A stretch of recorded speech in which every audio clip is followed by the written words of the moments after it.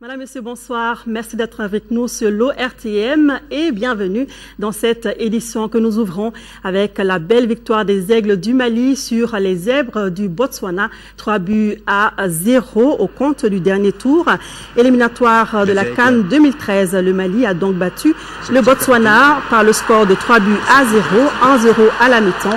Cheikh Tidiane Diabaté, Mohamed Ndiaye et Modibo Maïga ont marqué pour les Aigles. Le résumé du match, ce sera en fin de journal avec Khalifa Namon Traoré. Cheikh Tidiane Diabaté qui est parti.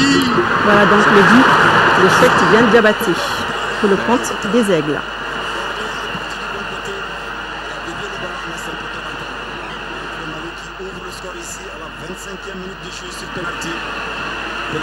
Transformé par Cheikh Tidiane Diabaté.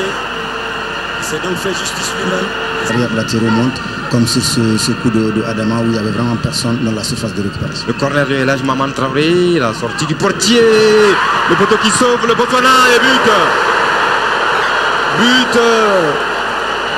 Deuxième but des Aigles du Mali qui va se retourner. Je crois que c'est Diawara, il était bien placé ici. Le centre est parti et c'est fait. Troisième but. Modibo Maïga. C'est Diawara, centre impeccable pour Modibo Maïga.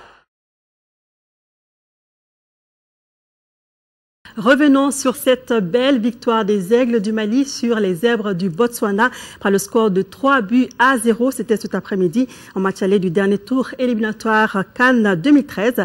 Le résumé du match, c'est tout de suite avec Khalifa Namon Traoré.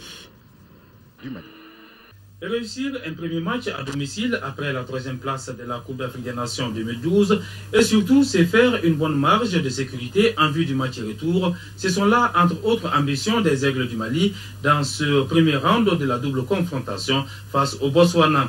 Un pari gagné car Seydou Keita et ses partenaires ont su maintenir le rythme de la précédente CAN en proposant du jeu et marquant 3 buts à une formation des Zèbres attentistes dans son camp. Suite à une bonne offensive enclenchée par Mahamadou Diarra Djila, avec comme appui Elhadji Maman Traoré, Cheikh Tidiane Diabaté obtient un pénalty. L'attaquant des Aigles se rend justice. L'entente Djila s'est doublée aurait pu permettre au second de doubler la mise, ou même le puissant tir de Modibo Maïga qui frôle la transversale.